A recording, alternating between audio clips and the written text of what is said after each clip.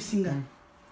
Bandeko bomoni tozaki na makemba na biso ne tolakisaki o atalaki premier épisode akomona pe deuxième épisode ndenge tozokende eza ta ya filme mutu pa ko sesa zate le mwana mona nda salisi ngai poso makemba bomoni poso makemba oyo totiaki likola makemba wa yango tolongolaki yango na moto tolongoli pe manioc na moto tosangisi totuti tango eza na moto yango to bandaki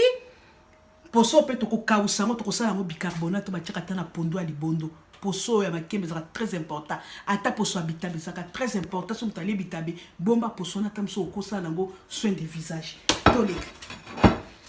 to bandaki na biso kotuta po ekangama na maboko te bandeko tozosala na mafuta na pakoli mafuta pomwende na pakoli mafuta na chekuna to bandaki na totie mafuta po ekangama na maboko te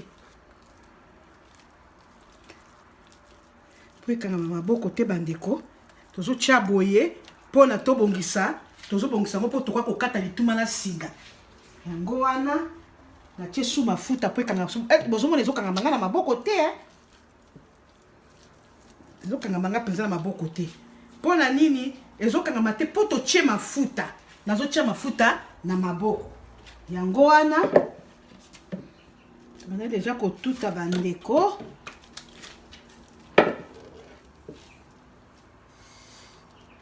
tozobongisa forme autant toka kotuta na singa ezala bien tosala ngo lokola forme moko bapate ya mikate ozomona na jusqu'o natie su mafuta awa kaka mafuta nde tosala mosala delisi yango mafuta nde tosala mosala nayangi te mafuta ekangama ngai na maboko totia yango wana na banzi esili nango na liboka esili nango fini toka kosokola liboka na biso wana tosala taka forme moke yango wana ndeko na ngai talisa kuna ndeko na ngai azofilme ngai talisa kuna awa sikoyo nazosokola maboko nazwi mafuta na ngai napangusi maboko nazwi mafuta na ngai nazongisi kuna oyo sikoyo singa soko oza na singa elamba omoi singa oyo totongaka bilamba yango oyo sikoyo tolingi otanga ndenge tokata yango totia yango na sani topresente sani na biso yango topresente lakisa sani wana bandeko basani mpe ezalaka bien mpo na présentation ekontaka basani fo ezalaka bien nazwi su mafuta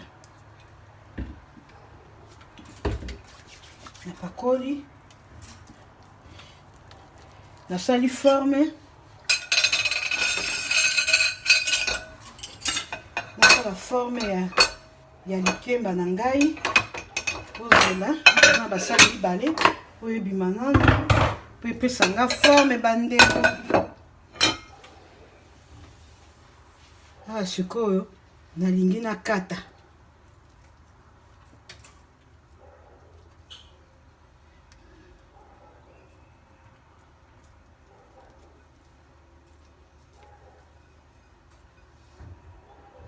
okakata na sens nyonso olingi mpo ngai naza na problème liboko na ngai ezoswa ngai naza na problème ya liboko yango nde bozomona nazobundana nango mpo nakata l'essentiel bomona ndenge bakataka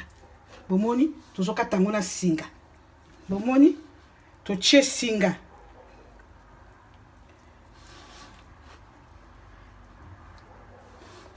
tozokata yango na singa nalingi na changer lisusu singa nakata su singa mosusu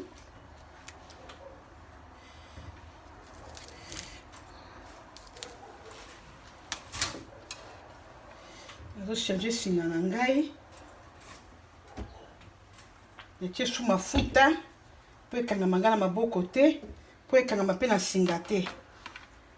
totie forme yango oyo tala singa ndenge tozokata omoni ndenge ekatani mbala moko mafuta ezalaka bien mafuta ata mpona kokata fufu ezalaka bien na kati omoni bomoni ndenge ezokata mbala moko ezokata lituma na biso mbala moko batoto akisangani rive gauche rive droite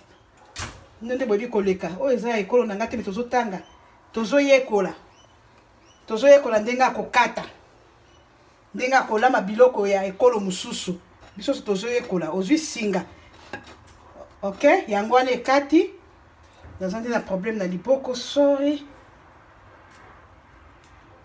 fo kotangaka biloko ekolo mosusu olakisi mwana mpo mwana ata mosu akokende obala ekolo wana mama na sa atangisaki ye deja tokati yango nazwi lisusu moto akataka ndenge na ye yango wana tokati yango wana tokati opona kaka présentation tosala ngo bomona ozwi singa opakoli mafuta mama soko okoka te ozala débutante pakolaka mafuta ata na singa okopakola mafuta otie boye tokati omoni il faut pe ntango ozotuta lituma na yo bambuma efota soki ebeli bieza na bambuma te yango wana